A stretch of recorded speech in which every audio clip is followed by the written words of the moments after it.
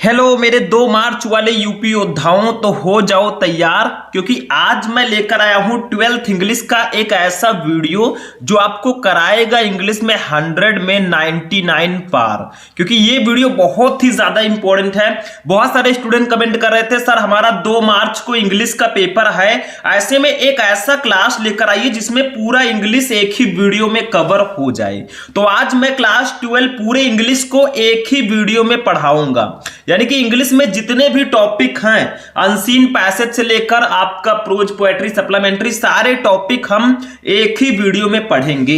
ये क्लास बहुत इंपॉर्टेंट है, लगभग 2 घंटे की ये क्लास होगी, लेकिन अब तक यूट्यूब के इतिहास में सबसे इंपॉर्टेंट क्लास होगी। ठीक है, जितने भी टॉपिक है सब कुछ हम इस क्लास में पढ़ेंगे और ये इंग्लिश का एक मैराथन क्लास है। तो 2 मार्च को अगर जा रहे हो इंग्लिश का पेपर देने तो इस वीडियो को देखकर जाना, क्योंकि जितने भी टॉपिक मैं इस क्लास में बताऊंगा सारे के सारे बहुत इंपॉर्टेंट है। ठीक है, तो क्लास 12 इंग्लिश 2024 पूरी इंग्लिश एक ही वीडियो में। 2 मार्च इंग्लिश के सभी वायरल प्रश्न इस क्लास में आपको दिए जाएंगे। जो आपका section A B C D है, चारों सेक्शन हम एक ही वीडियो में पढ़ेंगे, यानी कि आपका इंग्लिश का पेपर 4 सेक्शन में होता है। ठीक है, सबसे पहला सेक्शन होता है रीडिंग सेक्शन, जिसमें अनसीन पैसेज दिया जाता है 15 नंबर का। इसको पहले हम पढ़ेंगे, कैसे आप जाकर इंग्लिश के पेपर में अनसीन पैसेज को सॉल्व करेंगे, वो सारी चीजें हम इस वीडियो में जानेंगे। ठीक है, फिर हम सेक्शन बी राइटिंग को पढ़ेंगे। इसमें आर्टिकल और लेटर आता है 20 नंबर का, 10-10 नंबर का दोनों आता है, इसको हम पढ़ेंगे। जो सबसे इंपॉर्टेंट आर्टिकल है उसको मैं बताऊंगा और लेटर भी मैं आपको बताऊंगा। Section C grammar and translation में जो भी आपके टॉपिक है direct indirect synthesis transformation antonyms synonyms one word substitution idioms and phrases homophones सब कुछ हम इस क्लास में पढ़ेंगे। सेक्शन डी लिटरेचर आपका 40 नंबर का, देखिए सेक्शन सी आपका 25 नंबर का आता है, सेक्शन डी 40 नंबर का आता है। इसमें प्रोज पोएट्री सप्लीमेंट्री सारे टॉपिक रहते हैं। तो पूरा इंग्लिश में आपको पढ़ाऊंगा, एक भी टॉपिक हम नहीं छोड़ेंगे। ये क्लास बहुत ज्यादा इंपॉर्टेंट है और ज्यादा टाइम भी हम वेस्ट नहीं करेंगे। बस इस वीडियो को लाइक कर देना जितना ज्यादा हो सके, ताकि ऐसे ही मैं आपको और भी सारे सब्जेक्ट जो आपके बचे हैं सबकी तैयारी करा सकूं। ठीक है, और चैनल पर नया चैनल को सब्सक्राइब कर देना।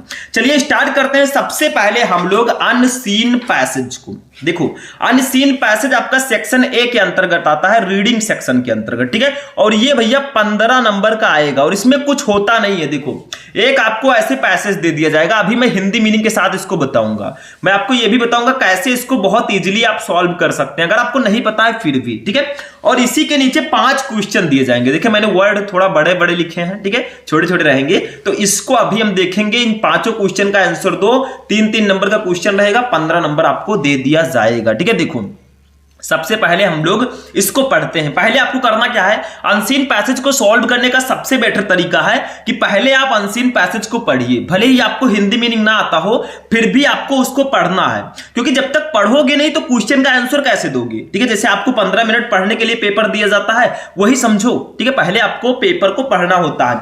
तो अनसीन पैसेज को सॉल्व करने से पहले पढ़ना होगा, क्योंकि इसके नीचे जो क्वेश्चन रहते हैं उसका आंसर आपको पैसेज में ही दे दिया जाता है। ठीक है, तो देखो पहले इसको मैं हिंदी मीनिंग के साथ बता देता हूं। देखो, इट इज ओनली, यह सिर्फ है, अंडर एडवर्स सर्कमस्टेंसेज यानी कि विपरीत परिस्थितियों में, दैट की द रियल मैन जो असली इंसान है इज डिस्कवर्ड पहचाना जाता है।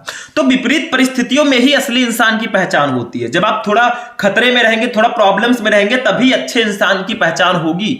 ठीक है, अच्छे दोस्त की भी तभी पहचान होती है। अगर आपके बुरे वक्त में आपका साथ दे रहा है तो समझ लो उससे अच्छा दोस्त आपका कोई नहीं है। आगे देखो, ये मैन ऑफ कैरेक्टर जो आदमी का चरित्र होता है, चरित्रवान, ऑफ नोबल इंटेंशन जो नेक इरादे वाला, ठीक है, ऑफ स्ट्रॉन्ग मजबूत एंड स्टर्डी फिजिक्यू, ठीक है, और मजबूत शरीर वाला, ठीक है, एंड और virtue good of selfless, selfless का मतलब होता है निस्वार्थ, ठीक है, सर्विस सेवा करने वाला टू अदर्स लोगों की। यानी कि आपसे कहा जाता है कि चरित्रवान, नेक इरादों वाला, मजबूत शरीर वाला और दूसरों की निस्वार्थ सेवा करने वाले गुणों वाला जो व्यक्ति है, प्रूव्स वो सिद्ध करता है हिज वर्थ, यानी कि अपनी योग्यता को, even in times of adversity, even मतलब भी इन टाइम समय, ऑफ एडवर्सिटी यानी कि एडवर्सिटी का मतलब होता है विपरीत परिस्थितियों में भी। ठीक है, तो जो देखिए क्या कहा गया है, यहां से मैं फिर से बताता हूं, ये man of character of noble intention of strong and sturdy physique and virtues of selfless service to others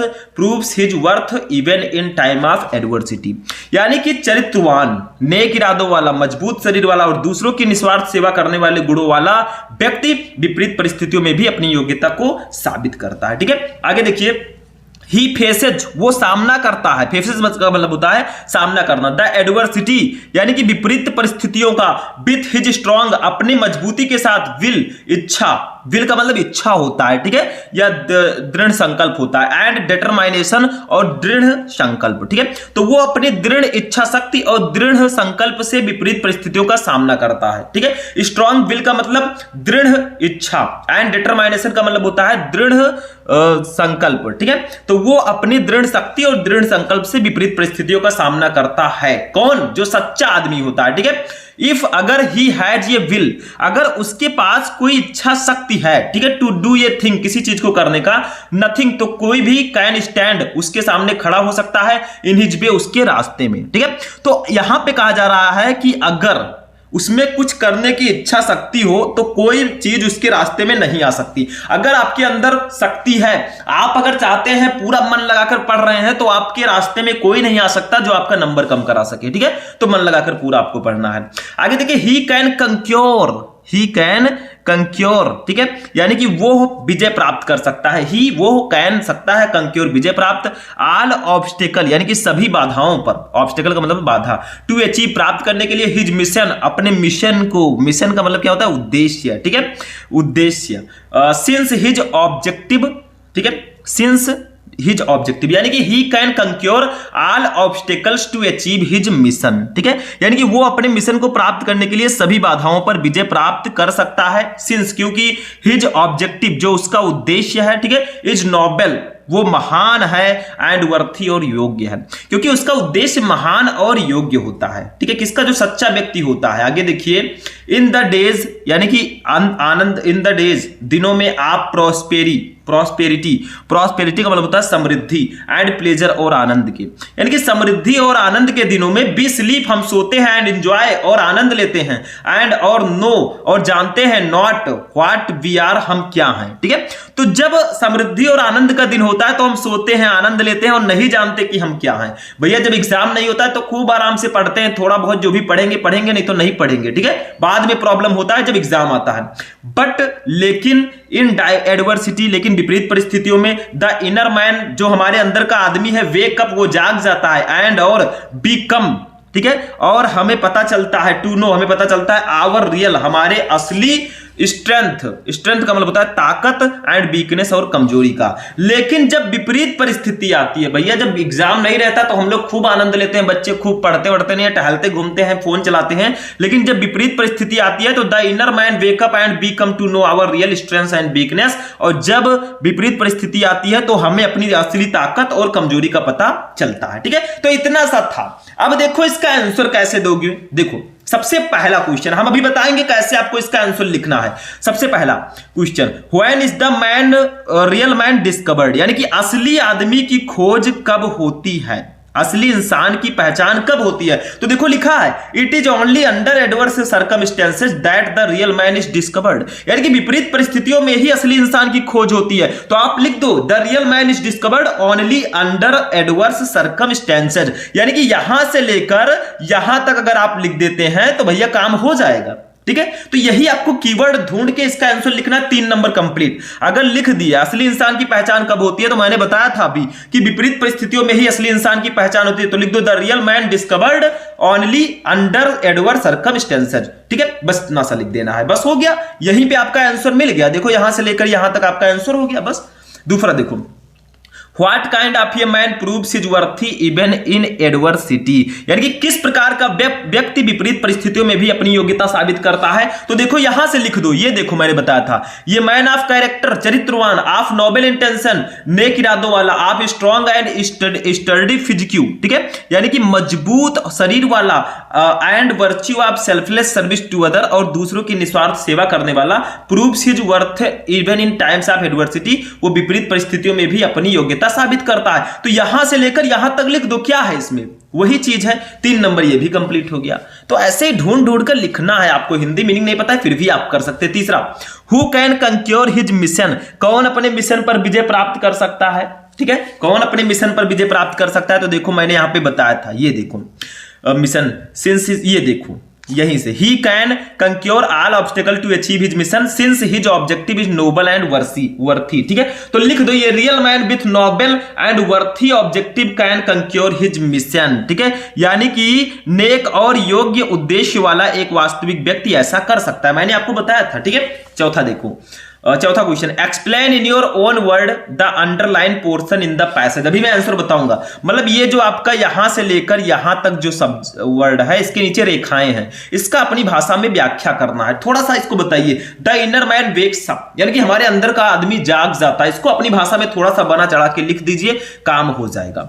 ये भी आपका 3 नंबर कंप्लीट, 12 नंबर हो गया। 5वां क्वेश्चन जो है ये वोकेबुलरी रहेगा। देखो, Which word in the passage is the opposite of selfish? Selfish का मतलब क्या होता है बताइए। सेल्फिश का मतलब क्या होता है? सेल्फिश का मतलब होता है स्वार्थी। तो इसका कौन सा वर्ड है जो इस पैसेज में है और इसका एंटोनिम है, इसका विपरीत है? तो भैया सेल्फलेस था, कहीं देखो, कहीं इसमें सेल्फलेस था, वही सेल्फलेस आपको लिख देना। ये देखिए सेल्फलेस, यही जो है ये सेल्फिश का एंटोनिम है, अपोजिट है। क्यों? क्योंकि सेल्फिश का मतलब स्वार्थी और इस सेल्फलेस का मतलब निस्वार्थ। ठीक है, तो ये आपका एंटोनिम हो जाएगा। दूसरा, which word in the passage means misery? इस पैसेज में माइजरी जो है, ठीक है, इसका जो है सिनोनिम्स कहां है? Which word in the passage means misery, यानी कि इस पैसेज में किसका मतलब माइजरी है? माइजरी का मतलब होता है विपरीत परिस्थिति। तो एडवर्सिटी है, ये देखो, ये माइजरी का इसका भी मतलब वही होता है। तीसरा देखो, what does the word obstacle means in the passage? यानी कि ऑब्स्टेकल का मतलब क्या है इस पैसेज में? ऑब्स्टेकल का मतलब क्या है? ऑब्स्टेकल का मतलब होता है बाधा। ठीक है, क्या होता है? बाधा। तो यहां पे देखो कौन सा वर्ड है यहां पे? हिंड्रेंस होगा आपके इसमें कहीं। ठीक है, हिंड्रेंस शायद मैंने पढ़ा था इसमें, हिंड्रेंस वही जो है, मतलब आपको ये बताना है कि ऑब्स्टेकल का मीन क्या है, इसका मतलब आपको बताना है। तो ऑब्स्टेकल का मतलब होता है बाधा और जो हिंड्रेंस होता है उसका मतलब भी बाधा होता है। अब इसको तो मैंने बता दिया, अब इसको सॉल्व कैसे करेंगे ये भी जानना जरूरी है। ठीक है, एक एक को हम पढ़ते हैं। देखो, सबसे पहले अनसीन पैसेज ऐसे आपको लिखना, वहां पे नहीं कॉपी में आपको आंसर नंबर डालना है। मैंने इंग्लिश की कॉपी कैसे लिखी है उस पर भी मैं वीडियो बना चुका हूं भैया। ये 15 नंबर का होता है तो थोड़ा टाइम लगेगा। देखो, सबसे पहला question, when is the real man discovered? असली इंसान की पहचान कब होती है? तो देखो इसका आंसर मैंने अभी बताया था, यहां पे ऊपर देखो, ये मैंने बताया था। ठीक, ओनली अंडर एडवर्स सर्कमस्टेंसेस। तो लिख दो, the real man is discovered, असली इंसान की खोज तब होती है ओनली अंडर एडवर्स सर्कमस्टेंसेस, यानी कि विपरीत परिस्थितियों में। ठीक है, तो असली इंसान की खोज विपरीत परिस्थितियों में होती है। जब आपकी परिस्थिति अच्छी नहीं रहेगी तभी असली इंसान की खोज होगी। ठीक है, दूसरा क्वेश्चन देखो, 3 नंबर हमारा complete.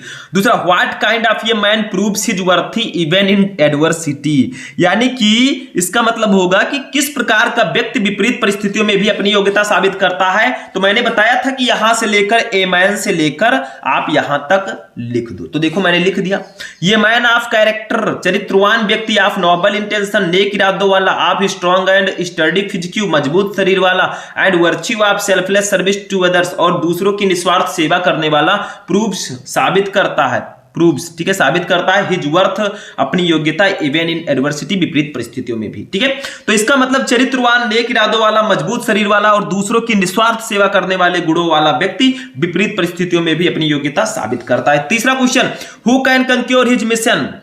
Who can conquer his mission? कौन अपने मिशन पर विजय प्राप्त कर सकता है? बताइए कौन है वो? ठीक है, हम ही है। देखो तीसरा, ये रियल मैन, एक सच्चा आदमी, विथ नोबल एंड वर्थी, यानी कि नोबेल का मतलब होता है, नोबेल का मतलब क्या होता है? नोबेल का मतलब होता है नेक, ठीक है, एंड वर्थी और योग्य, ऑब्जेक्टिव, उद्देश्य वाला, कैन कंक्योर, वो विजय प्राप्त कर सकता है हिज मिशन, अपने मिशन पर। तो नेक और योग्य इरादे वाला व्यक्ति, एक वास्तविक व्यक्ति ऐसा कर सकता है, ठीक है, अपने मिशन पर विजय प्राप्त कर सकता है। बस हो गया, 3 नंबर इसका भी कंप्लीट। चौथा question, explain in your own word the underline portion in the passage. मतलब जो पैसेज में अंडरलाइन पोर्शन था, मैंने आपको बताया था अभी, ये देखो नीचे, the inner man wakes up, इसका अपने शब्दों में व्याख्या करना है। तो देखो हम लिख देते हैं ये चौथा क्वेश्चन, द इनर मैन, जो अंदर का आदमी है, कौन से अंदर का भैया?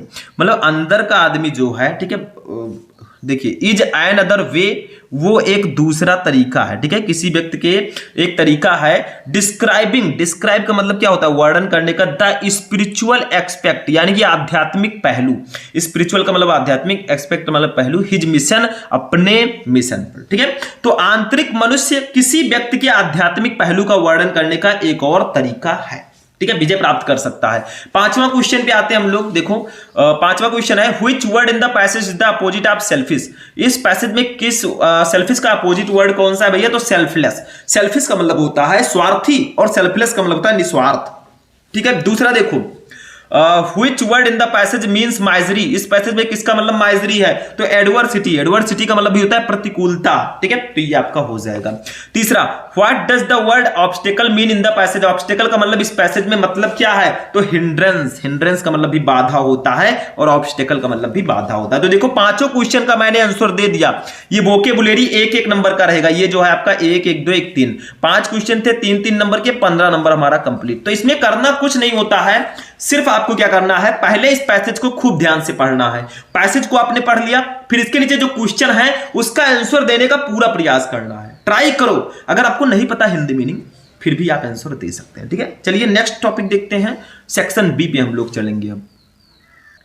अब देखिए स्टूडेंट, सेक्शन बी हमारा जो है इसमें आर्टिकल और लेटर आता है। मैंने सेक्शन बी नहीं डाला, आप साइड में ऐसे लिख दीजिएगा, क्या प्रॉब्लम है, सेक्शन बी, ठीक है। इसमें पहले आर्टिकल रहेगा फिर लेटर रहेगा। आर्टिकल में मैंने ले रखा है अर्ली राइजिंग को, जल्दी उठना। देखो जल्दी उठना कितना ज्यादा इंपॉर्टेंट है हमारे हेल्थ के लिए, सबको पता है। आप लोग कितने बजे उठते हैं भैया, कमेंट कर देना। तो अर्ली राइजिंग पे हम लोग लिखेंगे। वैसे कुछ मोस्ट इंपॉर्टेंट आर्टिकल्स मैंने आपको बता रखा है, जैसे हेल्थ इज वेल्थ मैंने बताया, ठीक है। और भी 2-3 आर्टिकल हैं, 1-2 और पढ़ लीजिएगा। योर प्लान फॉर फ्यूचर, अपने भविष्य के लिए आपकी क्या योजना है, ठीक है। वोमेन्स का हमारे समाज में क्या महत्व, महिलाओं का, तो ये सब थोड़ा पढ़ लीजिएगा। अब हम अर्ली राइजिंग पे देखते हैं। देखिए आर्टिकल लिखने का तरीका समझिए।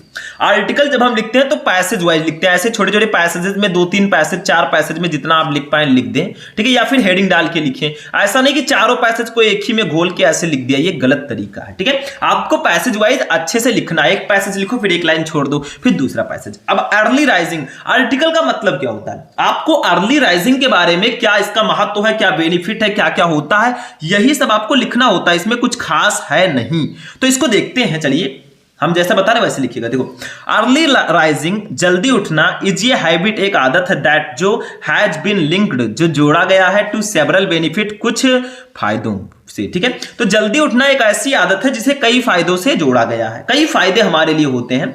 वेकिंग अप अर्ली, जल्दी उठना, कैन हेल्प, वो सहायता करता है, ये पर्सन एक व्यक्ति का गेट पाने में, ये हेड स्टार्ट, एक बहुत अच्छी शुरुआत, ठीक है।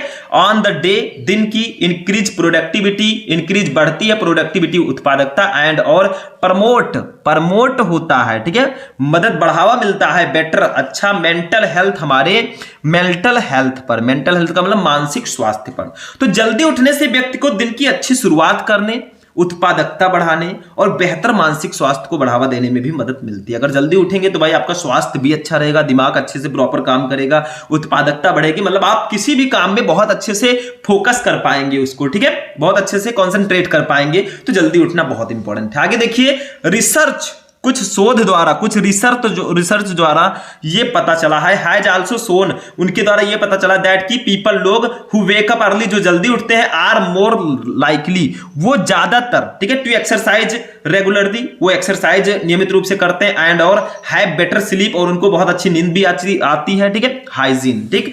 तो ऐसा शोधों द्वारा, कुछ एक्सपेरिमेंट मतलब कुछ रिसर्च के द्वारा ऐसा पता चला है, रिसर्च से ये भी पता चला है कि जो लोग जल्दी उठते हैं वो नियमित रूप से व्यायाम भी करते हैं और अच्छी नींद भी लेते हैं, ठीक है, मतलब उनका दिन अच्छा रहता है। आगे देखिए, एक पैसेज हमारा हो गया, देखो मैंने यहां पे एक पैसेज कंप्लीट कर दिया, दूसरे को मैंने स्टार्ट कर दिया, ठीक है।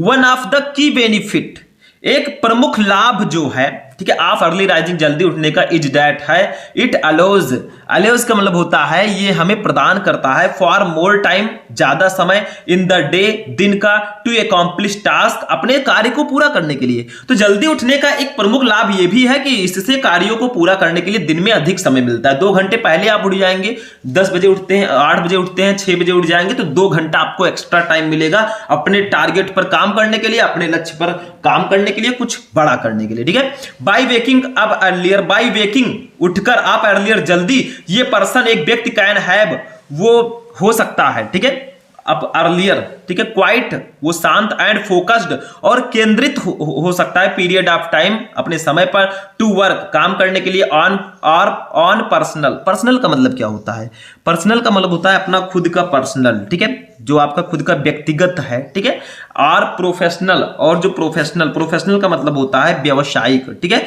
प्रोजेक्ट्स परियोजनाओं पर, ठीक है, विदाउट द डिस्ट्रक्शन, बिना किसी डिस्ट्रक्शन के, ठीक है, बिना किसी डिस्ट्रक्शन के, दैट जो कम विथ ये बिजी शेड्यूल, जो एक बिजी शेड्यूल से मिलता जुलता है, ठीक है।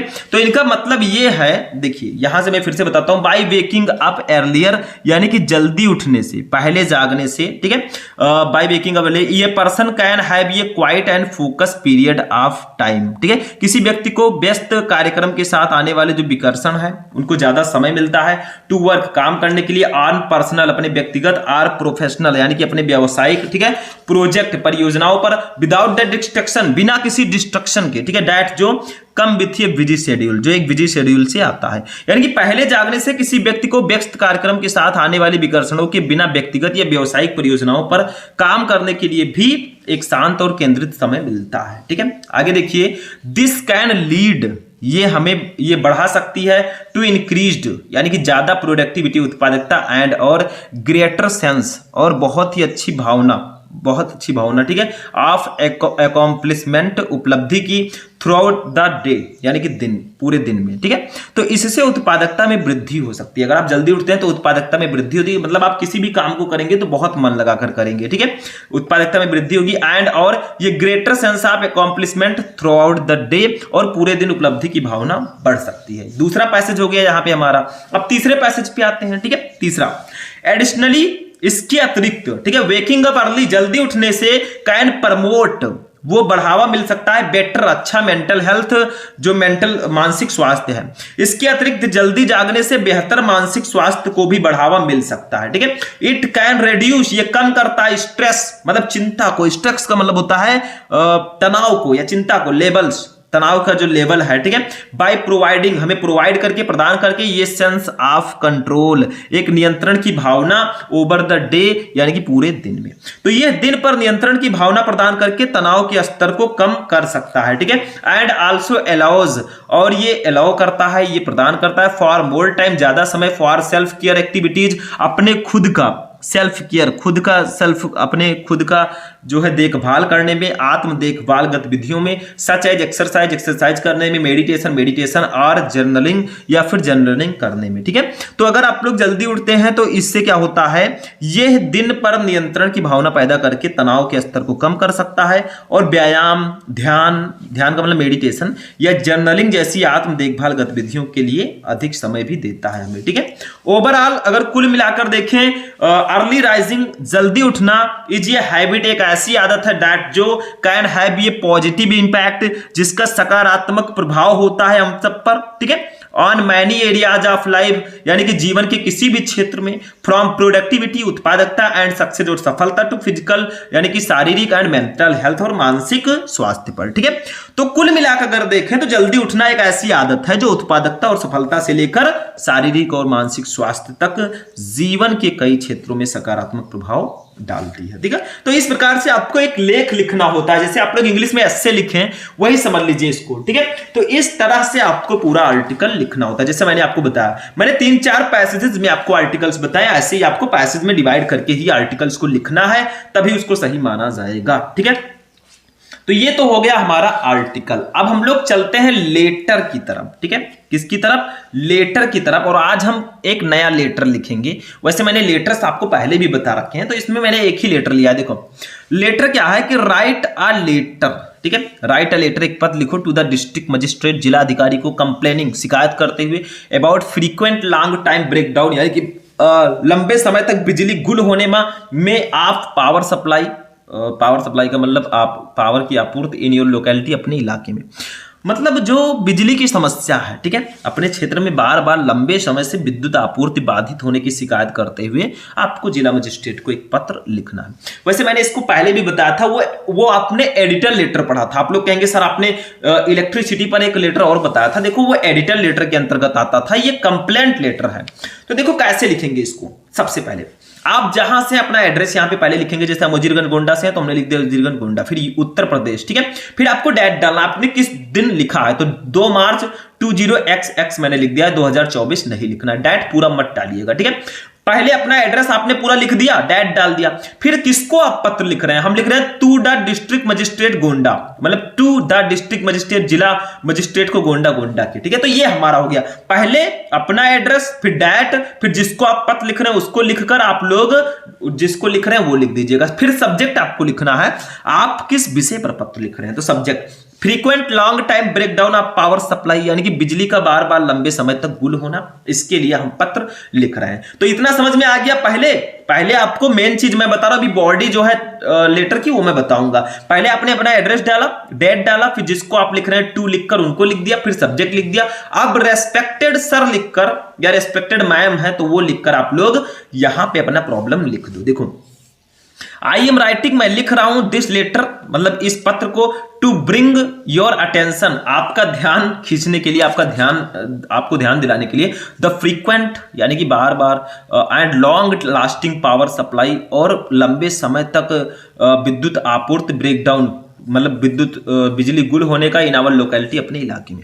तो मैं ये पत्र आपके ध्यान में हमारे इलाके में लगातार और लंबे समय से चल रही बिजली आपूर्ति की बाधा की ओर, बाधा को लेकर मैं लिख रहा हूं, ठीक है। मतलब बार बार बिजली गुल हो जाती है, लंबे समय तक बिजली नहीं आती है, इसके लिए मैं ये पत्र लिख रहा हूं, ठीक है। द सिचुएशन, ये स्थिति हैज बिकम, वो बन गई है, अनबियरेबल यानी कि असहनीय, ठीक है, एज, क्योंकि वी आर फेसिंग, हम सामना कर रहे हैं, पावर आउटेजेज, मतलब लगातार पावर की कमी, कटौती का, बिजली कटौती का, फॉर सेवरल, मतलब लगातार, ठीक है, आवर, ये डे यानी कि कई घंटों तक, ठीक है, नहीं आती बिजली, व्हिच इज कॉजिंग, जो कारण बन गई है, ये लॉट ऑफ इनकन्वीनियंस, एक निराशा का, मतलब असुविधा का, टू द रेजिडेंस, निवासियों के लिए, ऑफ आवर एरिया, हमारे क्षेत्र के, ठीक है।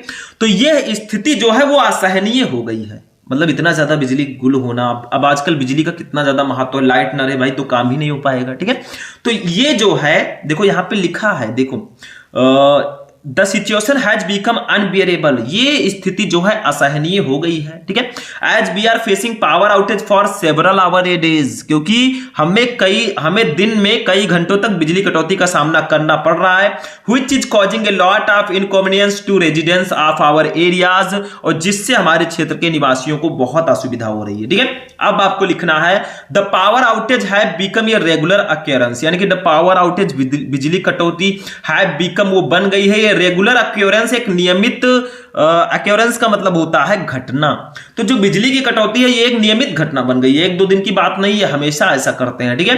एंड और इट हैज स्टार्टेड, इसने शुरू कर दिया, अफेक्टिंग मतलब प्रभाव डालना, आवर डेली लाइफ, हमारे दैनिक गतिविधियों पर, पार्टिकुलरिटी, ठीक है, लगातार मतलब प्रभावित कर रहा है, इन हॉट समर मंथ, पार्टिकुलरिटी यानी कि विशेष रूप से अगर देखें, खासकर इन हॉट समर मंथ्स यानी कि गर्मियों के दिनों में, तो इसने हमारे दैनिक जीवन को प्रभावित करना शुरू कर दिया है, खासकर गर्मी के महीनों में। भैया गर्मी के महीनों में अगर बिजली नहीं आती है तो और भी ज्यादा प्रॉब्लम होती है। तो हमने इतना बड़ा अपना प्रॉब्लम लिख दिया, फिर आप उनसे थोड़ा रिक्वेस्ट कीजिए, सर जी हैं, ठीक है। देखिए it is my humble request, ये मेरा विनम्र निवेदन है, टू यू, आपसे, टू लुक, देखें, इनटू दिस मैटर, इस मामले को, एंड और टेक नेसेसरी, और जो आवश्यक स्टेप्स, जो आवश्यक कदम है, टू एड्रेस दिस प्रॉब्लम, इस समस्या को लेकर, एज सुन एज पॉसिबल, मतलब जितनी जल्दी हो सके आप इस समस्या को दूर करें, ठीक है। तो यहां पे कहा जा रहा है कि आपसे मेरा विनम्र अनुरोध है कि आप इस समस्या पर गौर करें और ये ऐसा मामला है, इसे संबोधित करने के लिए आवश्यक कदम भी उठाएं, ठीक है। फिर थैंक यू लिख दीजिएगा, सिंसियरली XYZ, थैंक यू, धन्यवाद, सिंसियरली आपका ईमानदारी से XYZ लिख दिया, काम खत्म। तो इस तरह से आपको कंप्लेंट लेटर लिखना है, पहले अपना एड्रेस, फिर डेट, फिर जिसको आप लिख रहे हैं वो लिखो, फिर सब्जेक्ट लिखो। देखो कंप्लेंट अगर कर रहे हो तो आपको डेट डालना जरूरी होता है, क्योंकि आप कंप्लेन कर रहे हो, उनके पास लेटर पहुंच गया, उनको कैसे पता चलेगा आपने किस डेट को कंप्लेन किया है, ठीक है, समझ में आया। फिर रेस्पेक्टेड सर लिखकर अपना प्रॉब्लम लिखो, थोड़ा सा रिक्वेस्ट करो, थैंक यू लिखकर काम खत्म करो, ये आपका लेटर राइटिंग हो चुका है, ठीक है। चलिए आगे बढ़ते हैं, सेक्शन बी भी हमारा हो गया, आर्टिकल लेटर 35 नंबर तक हमने कंप्लीट कर दिया। अब चलिए section C, grammar and translation को देखते हैं। अब देखिए स्टूडेंट, हमारा जो सेक्शन सी आता है ये है ग्रामर एंड ट्रांसलेशन सेक्शन। देखिए आपके सेक्शन सी में अगर देखा जाए, कौन सा सेक्शन, सेक्शन सी, ठीक है। तो इस सेक्शन में सबसे पहले आता है जो आपका ऑब्जेक्टिव क्वेश्चन होता है, मतलब ग्रामर के ऑब्जेक्टिव क्वेश्चन, जिसमें आपका सिंटैक्स रहेगा, आइडियम्स एंड फ्रेजेस रहेगा, antonyms, synonyms, one word substitution, ये सारी चीजें होती है, होमोफोन्स भी आता है, ठीक है।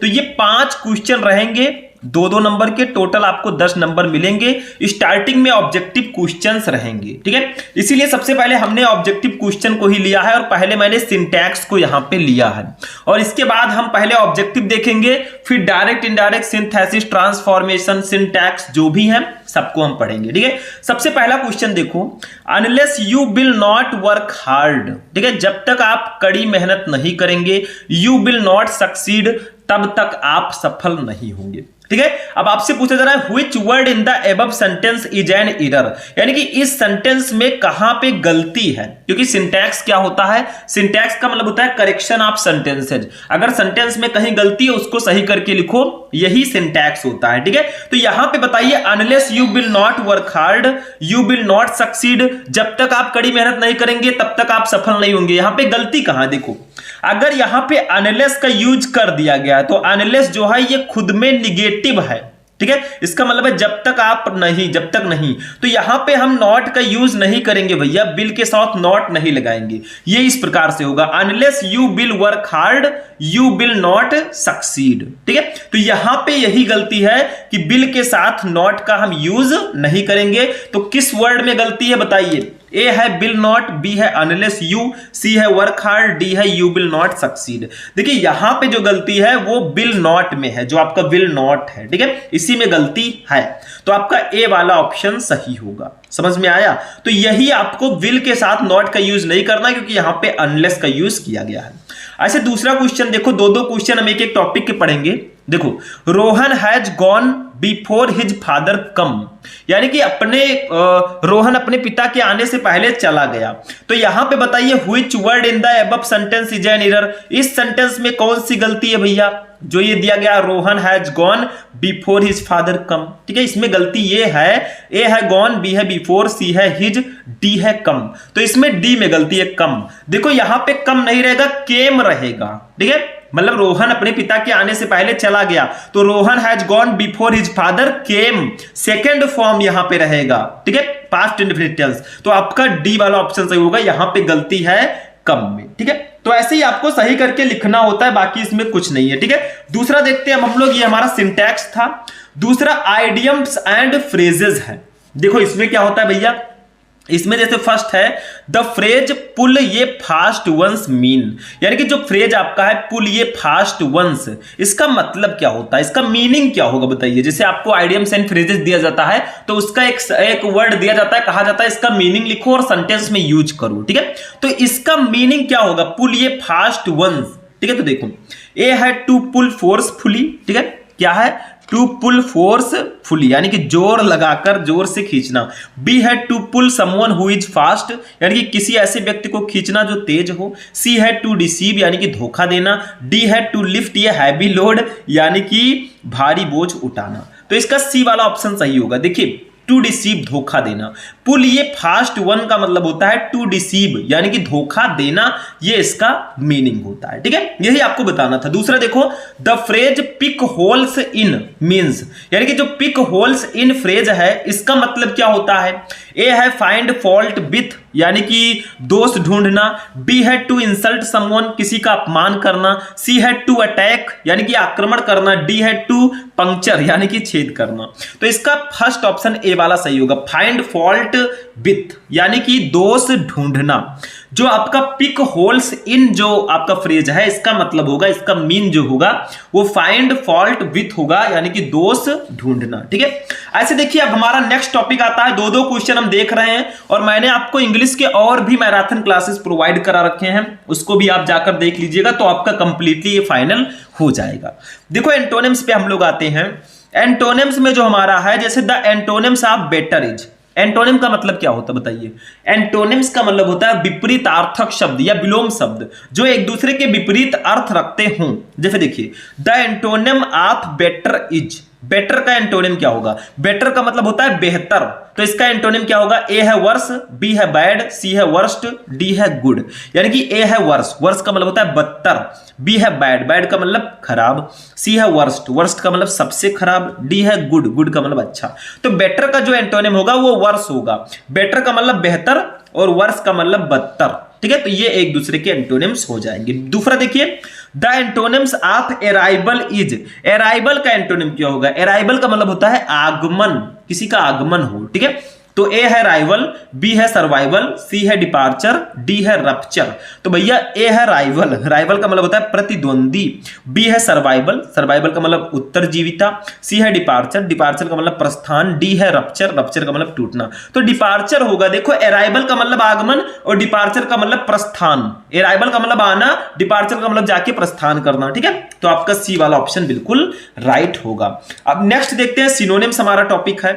ठीक, ये सब ऑब्जेक्टिव टाइप में आते हैं एंटोनिम सिनोनिम। देखो फर्स्ट क्वेश्चन है the synonyms of acute is, acute का सिनोनिम्स क्या होगा? एक्यूट का मतलब होता है तीव्र, ठीक है, तेजी जिसको बोलते हैं तीव्र। तो इसका सिनोनिम्स क्या होगा? ए है नाइस, नाइस का मतलब होता है अच्छा, बी है एसिडेंटल, एसिडेंटल का मतलब होता है आकस्मिक, सी है सेवर, सेवर का मतलब भी होता है तीव्र, और डी है क्यूरियस, क्यूरियस का मतलब होता है जिज्ञासु। तो सेवर होगा, सेवर का मतलब भी होता है तीव्र और एक्यूट का मतलब भी होता है तीव्र। अब चूंकि सिनोनिम्स है, सिनोनिम्स का मतलब होता है समानार्थी शब्द जो समान अर्थ रखते हो। तो एक्यूट का मतलब होगा तीव्र और सेवर का मतलब भी होगा तीव्र। तो दोनों के मीनिंग सेम है, सिर्फ वर्ड अलग अलग हैं, तो ये एक दूसरे के सिनोनिम्स होंगे। दूसरा देखो द सिनोनिम ऑफ लाउडेबल इज, लाउडेबल का सिनोनिम्स क्या होगा? लाउडेबल का मतलब होता है प्रशंसनीय, जो प्रशंसा करने योग्य हो। तो ए है प्रेजवर्थी, प्रेजवर्थी का मतलब भी होता है प्रशंसनीय, बी है एबल, एबल का मतलब सक्षम, सी है डिसेबल, डिसेबल का मतलब अक्षम, डी है लिएबल, लिएबल का मतलब उत्तरदायी। तो भैया प्रेजवर्थी होगा। देखो लाउडेबल का मतलब होता है प्रशंसनीय और प्रेजवर्थी का मतलब भी होता है प्रशंसनीय। ठीक है, तो ये एक दूसरे के एंटोनिम्स हो जाए, सिनोनिम्स हो जाएंगे। बस ऐसे ही आपको क्वेश्चंस को पढ़ना है, जितना हो सके उतना क्वेश्चन पढ़ो क्योंकि एग्जाम आ चुका है। अब आप लोगों को मैंने और भी बहुत सारी क्लासेस दी हैं, उसको भी जाकर देखना। इंग्लिश ग्रामर का मैंने अलग से भी क्लास दिया है, उनको भी देखना। मतलब लगातार मेहनत करते रहना, समय ज्यादा नहीं है। ठीक है, नेक्स्ट क्वेश्चन देखते हैं हम लोग। वन वर्ड सब्स्टिट्यूशन पे आते हैं। इसका मतलब होता है अनेक शब्दों के लिए एक शब्द। वन वर्ड सब्स्टिट्यूशन मतलब अनेक शब्दों के लिए एक शब्द। जैसे देखो फर्स्ट वाला क्वेश्चन है, ये person who is lover of mankind or humanity in general, यानी कि ये पर्सन एक व्यक्ति हु इज लवर जो प्रेमी है ऑफ मैनकाइंड मानवता का, आर ह्यूमैनिटी यानी कि मानव जाति का, इन जनरल सामान्य रूप से। तो वो व्यक्ति जो सामान्य रूप से मानव जाति या मानवता का प्रेमी है उसको क्या कहते हैं एक वर्ड में? ए है एंथ्रोपोलॉजिस्ट यानी कि मानव विज्ञानी, बी है ऑप्टियोमेट्रिस्ट यानी कि ऑप्टोमेट्रिस्ट, सी है फिलांथ्रोपिस्ट यानी कि परोपकारी या जनहितैषी, सी है सीस्मोलॉजिस्ट यानी कि सीस्मोलॉजिस्ट। तो इसका सी वाला ऑप्शन सही होगा, फिलांथ्रोपिस्ट। फिलांथ्रोपिस्ट का मतलब होता है जनहितैषी या मानव प्रेमी या परोपकारी। ठीक है, तो भैया वो व्यक्ति जो सामान्य रूप से मानव जाति या मानवता का प्रेमी है वो मानव प्रेमी ही कहलाएगा या जनहितैषी ही कहलाएगा। तो सी वाला ऑप्शन आपका राइट होगा।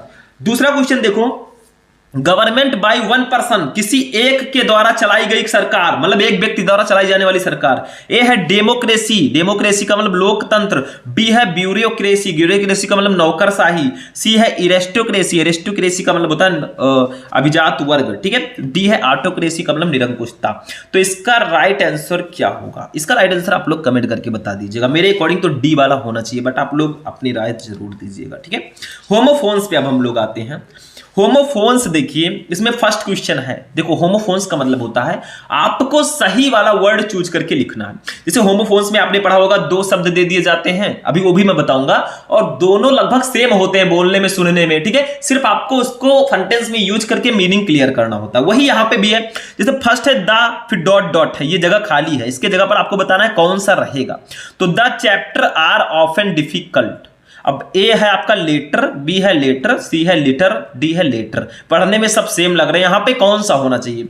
यहां पे लेटर होना चाहिए। क्या होना चाहिए? लेटर।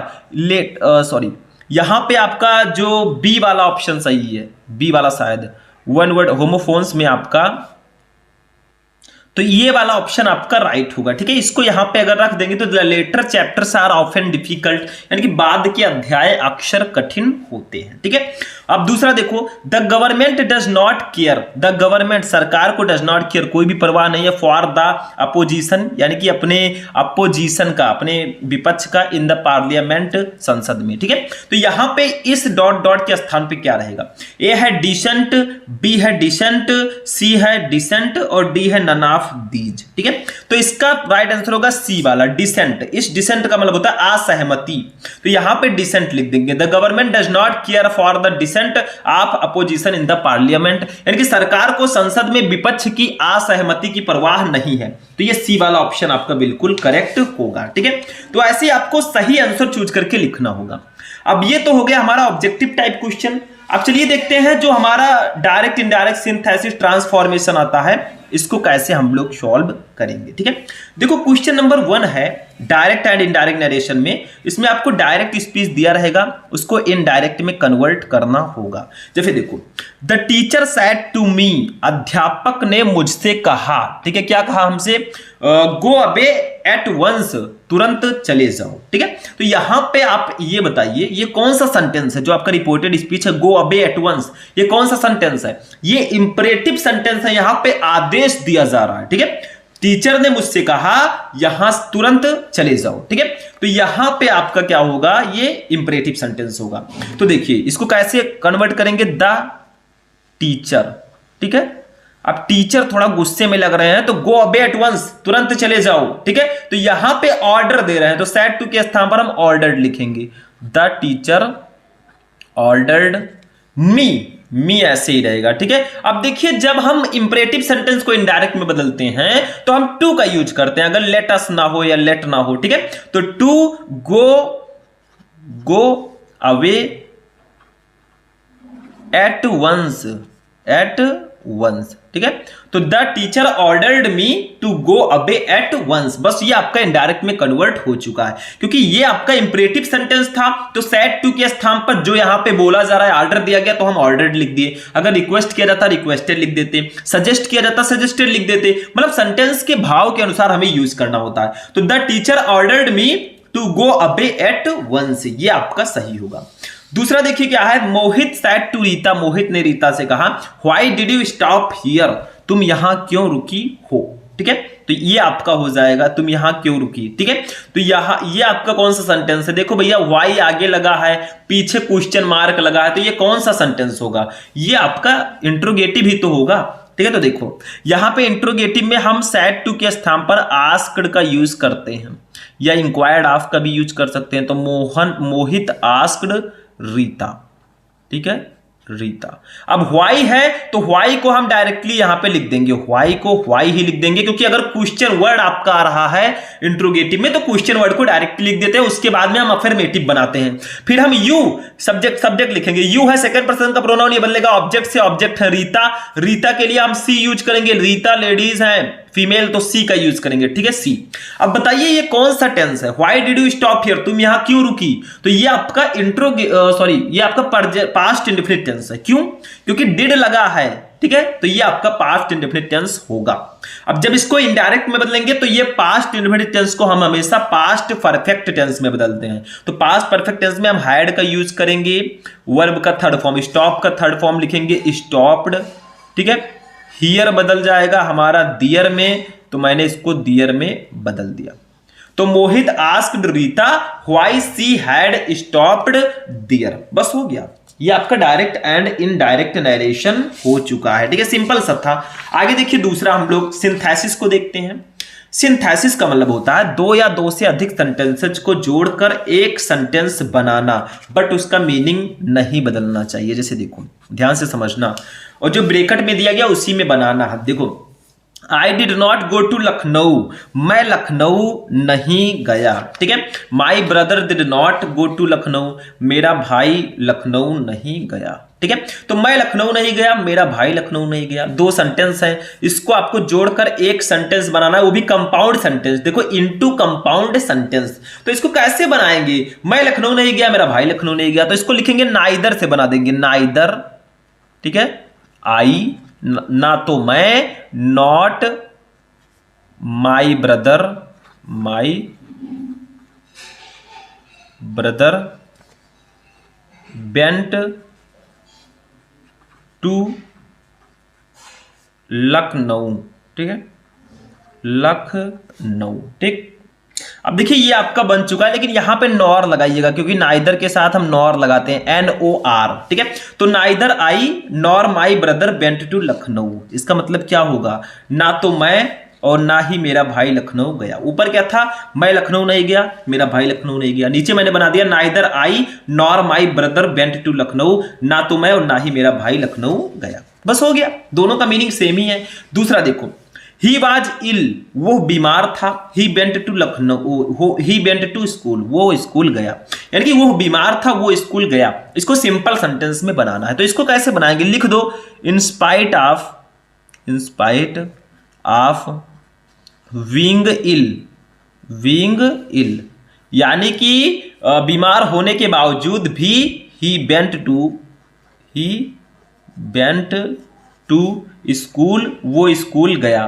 तो बीमार होने के बावजूद भी वो स्कूल गया। ऊपर क्या था? वो बीमार था, वो स्कूल गया। इसको सिंपल सेंटेंस में बदलना था, हमने बदल दिया, in spite of being ill he went to school, यानी कि बीमार होने के बावजूद भी वो स्कूल गया। बस हो गया, सिंपल सा है, बीमार था फिर भी स्कूल गया। बस आपका हो चुका है सिंथेसिस। इसमें दो या दो से अधिक सेंटेंसेज को जोड़कर एक सेंटेंस बनाना होता है, बट उनका मीनिंग नहीं बदलना चाहिए, ये ध्यान रखिएगा, ठीक है। तो ये आपका सिंथेसिस हो चुका है। अभी तो ट्रेलर है, पिक्चर अभी बाकी है। अभी हम सेक्शन डी को भी इसी क्लास में पढ़ेंगे, पूरा इंग्लिश हम पढ़ रहे हैं, ठीक है। फिर ट्रांसफॉर्मेशन ऑफ सेंटेंसेज आता है। इसमें क्या होता है? सेंटेंसेज को आपको ट्रांसफॉर्म करना होता है। जैसे अगर सेंटेंस में कहीं गलती है तो उसको सही करके आपको लिखना होता है। देखो, सॉरी, ये ट्रांसफॉर्मेशन का मतलब होता है सेंटेंसेज को ट्रांसफॉर्म करना, सही करके तो आपको सिंटैक्स में लिखना होता है। देखो, फर्स्ट क्वेश्चन हमारा है, इसमें आपको क्या करना है? ब्रैकेट में जो दिया गया है उसी के अकॉर्डिंग आपको ट्रांसफॉर्म करना है। जैसे देखो, they saw him climbing over the fence, ठीक है, यानी कि they saw him climbing over the fence, ये काफी ज्यादा इंपॉर्टेंट है। उन्होंने उसे बाड़ पर चढ़ते हुए देखा, ठीक। इसको पैसिव वॉइस में कन्वर्ट करना है, ठीक है। लेकिन कैसे करोगे? देखो, पैसिव वॉइस में जब हम कन्वर्ट करते हैं, पहले आपको ये पता होना चाहिए कौन सा टेंस है। They saw he climbing over the fence, यानी कि उन्होंने उसे बाड़ पर चढ़ते हुए देखा। तो देखो, ये कौन सा टेंस है? वर्ब का सेकंड फॉर्म लगा, ये पास्ट इंडेफिनिट टेंस होगा। दूसरी कंडीशन, यहां पे ऑब्जेक्ट कौन सा है? क्योंकि ऑब्जेक्ट हमें पैसिव वॉइस में पहले लिखना होता है। देखो, पैसिव वॉइस में ट्रांसफॉर्म करना है, तो they saw him climbing over the fence, उन्होंने उसे बाड़ पर चढ़ते हुए देखा। तो किसने देखा? उन्होंने, दे, ये तो सब्जेक्ट हो गया। किसको देखा? उसे, हिम, ये आपका ऑब्जेक्ट है। ऐसा मत समझिए पीछे वाला कोई ऑब्जेक्ट है, ये सब अदर वर्ड है, हिम ऑब्जेक्ट है। तो इसको हम पहले लिखेंगे, हिम के लिए हम सब्जेक्ट लिखेंगे ही हमने लिख दिया, ठीक है, समझ में आ रहा है। पहले हम हिम, उसके लिए सब्जेक्ट जो है ही लिखेंगे। अब देखिए क्या करेंगे भैया, पास्ट इंडेफिनिट टेंस को जब हम पैसिव वॉइस में बदलते हैं तो इज वाज वेयर का यूज करते हैं, तो वाज मैंने लगा दिया, ही वाज, ठीक है। अब वर्ब का थर्ड फॉर्म लिखेंगे, सॉ है, इसका थर्ड फॉर्म होगा सीन, क्योंकि सी है फर्स्ट फॉर्म, सा है सेकंड फॉर्म, सीन है थर्ड फॉर्म, तो ही वाज सीन, ठीक है। अब कहां देखा? Climbing over the fence, climbing ठीक है, क्लाइंबिंग यहां पे लिख देंगे क्लाइंबिंग, ठीक है। He was scene climbing over the fence, over the fence by, by लगाकर हम सब्जेक्ट लिख देंगे, दे है, इसको हम देम लिखेंगे, बाई देम। अब ये आपका पैसिव वॉइस बन चुका है, ठीक है। देखो, he was scene climbing over the fence by them, समझ में आया? ये आपका पैसिव वॉइस हो चुका है, क्योंकि मैंने पहले ऑब्जेक्ट लिखा, हिम ऑब्जेक्ट था, इसको ही लिखा। ये आपका पास्ट इंडेफिनिट था, इसको मैंने पास्ट इंडेफिनिट टेंस में वाज का यूज करते, तो ही वाज। वर्ब का third form seen climbing over the fence, by लिखकर देम, दे है सब्जेक्ट, इसको बाई लगाकर लिख देंगे। दूसरा देखो, दूसरा है हमारा very few cities in India are as rich as Mumbai, यानी कि भारत में बहुत कम शहर मुंबई जितने समृद्ध हैं, मुंबई जितने अमीर हैं। इसको कॉम्परेटिव डिग्री में बदलना है, क्योंकि ये पॉजिटिव डिग्री में है। तो इसको कैसे बदलेंगे? देखो, इसको इस प्रकार से बदलेंगे, मुंबई, पहले हम मुंबई लिखेंगे, कौन है? रिच मुंबई, तो मुंबई इज रिचर। देखो, हम कंपैरेटिव डिग्री में ER लगाते हैं, तो Mumbai is richer than most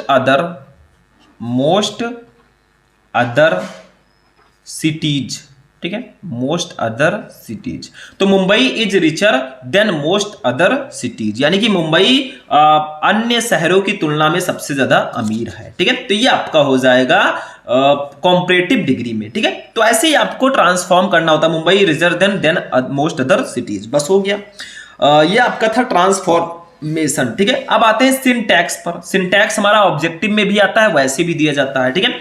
इसमें गलती होती है, उसी को सही करके लिखना होता है। जैसे देखो, sun gives us light and life, यानी कि सूर्य हमें प्रकाश और जीवन देता है। इसमें गलती कहां है?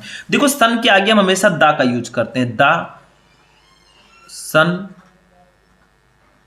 Gives us light and life, ठीक है। तो फन के आगे सिर्फ द लगा दीजिए, the sun gives us light and life, यानी कि सूर्य हमें प्रकाश और जीवन देता है। बस यही इतनी गलती थी। दूसरा, why are you afraid from him, तुम उससे क्यों डरते हो, तुम उससे क्यों डरते हो।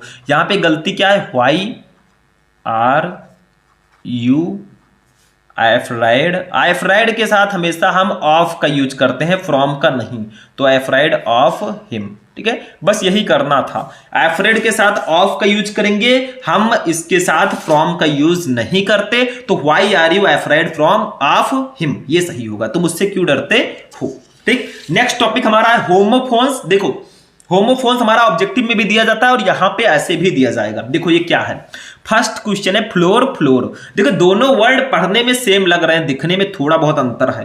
अब ऐसे ही आपको क्वेश्चन दिया जाएगा, जो ब्लैक से यहां पे लिखा है ऐसे दिया जाएगा और आपसे कहा जाएगा इसको सेंटेंस में यूज करो ताकि इसका मीनिंग क्लियर हो सके। देखो, इस फ्लोर का मतलब होता है आटा, ठीक है, और इस फ्लोर का मतलब होता है फर्श या जमीन, ठीक है।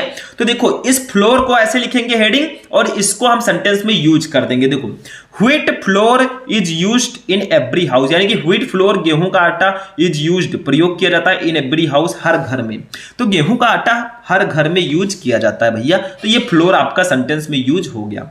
दूसरा फ्लोर है फर्श, इसको कैसे यूज करेंगे? Don't make the floor dirty, यानी कि फर्श को गंदा मत रखो, ठीक है। तो ये आपका दूसरा हो गया, इस फ्लोर का मतलब फर्श होता है। तो दोनों को मैंने सेंटेंस में यूज कर दिया, इसका मीनिंग क्लियर हो गया। दूसरा देखिए, diary dairy diary, dairy diary, इस डेयरी का मतलब होता है जहां से आप दूध दही ये सब लाते हैं, डेयरी, ठीक है, पराग डेयरी जैसे। और इस डायरी का मतलब होता है डायरी, जो जिसमें सब लोग लिखते हैं। तो डेयरी देखिए, आई बाय मिल्क फ्रॉम ये डेयरी, यानी कि आई बाय मिल्क, मैं खरीदता हूं, दूध खरीदता हूं, फ्रॉम ये डेयरी, एक डेयरी से। तो मैं एक डेयरी से दूध खरीदता हूं, ठीक है। तो इस डेयरी का मतलब डेयरी होता है। और इस डायरी का मतलब इट इज गुड, ये अच्छा है, टू राइट लिखना, डायरी डायरी डेली डेली, ठीक है। तो डेली डायरी लिखना बहुत अच्छा है, ठीक है। तो ये आपका डायरी हो जाएगा।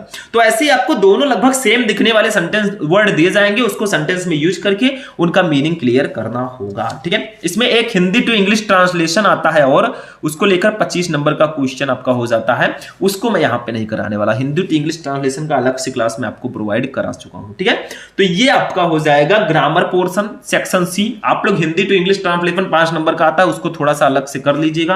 बाकी अब हम लोग चलेंगे सेक्शन डी पर, जो लिटरेचर है, ठीक है। चलिए देखते हैं। अब चलिए स्टूडेंट सेक्शन डी को देखते हैं। सेक्शन डी में जो हमारा क्वेश्चन आता है, सबसे पहले शॉर्ट आंसर टाइप क्वेश्चन रहेगा हमारे प्रोज का, यानी कि सबसे पहले हम प्रोज के क्वेश्चन पढ़ेंगे, फिर पोएट्री और फिर सप्लीमेंट्री के क्वेश्चंस को पढ़ेंगे। प्रोज में आपका 2 शॉर्ट आंसर टाइप क्वेश्चन, एक लॉन्ग क्वेश्चन रहेगा।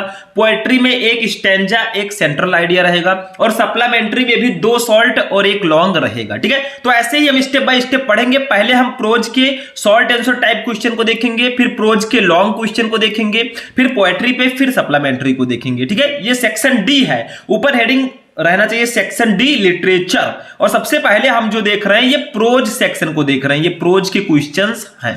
सबसे पहले शॉर्ट आंसर टाइप क्वेश्चन को देखते हैं। फर्स्ट क्वेश्चन हमारा है, ये लॉस्ट स्प्रिंग चैप्टर से है। देखो, why did children in Seemapuri stay barefoot. ठीक है, यानी कि व्हाई, क्यों, डिड चिल्ड्रेन बच्चे, इन सीमापुरी, सीमापुरी में स्टे बियर फूट, वे नंगे पैर रहते थे। तो सीमापुरी में बच्चे नंगे पैर क्यों रहते थे?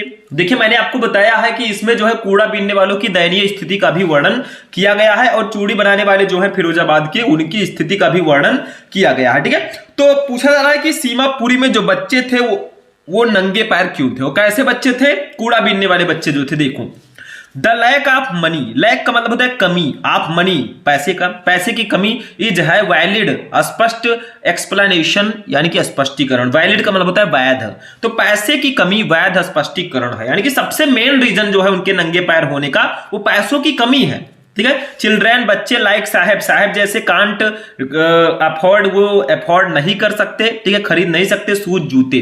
तो साहब जैसे बच्चे जो है जूते नहीं खरीद सकते, ठीक है, क्योंकि बहुत ज्यादा गरीब हैं, जो भी पैसे वो कमाते हैं वो खाने पीने में, रहने में ही सब कुछ चला जाता है, तो कहां से जूते और ये सब पहनेंगे। ठीक है, व्हेन जब साहब गेट्स, साहब को मिलते हैं, ए पेयर्स ऑफ शूज, एक जोड़ी जूते, ही बियर्स, वो पहन लेता है। तो जब साहब को एक जोड़ी जूते मिलते हैं तो वो पहन लेता है। ठीक है, क्योंकि भाई जूते वो पहनता नहीं था। ठीक है, वन एक्सप्लेनेशन, एक स्पष्टीकरण, इज, ये भी है, दैट की, इट हैज बिकम, ये बन गया है, ये ट्रेडिशन, एक परंपरा, फॉर देम, उनके लिए, टू स्टे बेयरफुट, नंगे पैर रहना। और ये एक स्पष्टीकरण ये है कि नंगे पैर रहना उनके लिए एक परंपरा बन गई है, मतलब ऐसे वो नंगे पैर हमेशा रहते हैं जैसे कि कोई परंपरा हो नंगे पैर रहने की। ठीक है, बट लेकिन द राइटर डाउट्स इट, लेकिन लेखक को इस पर संदेह है। ठीक है, तो यही आपका क्वेश्चन था।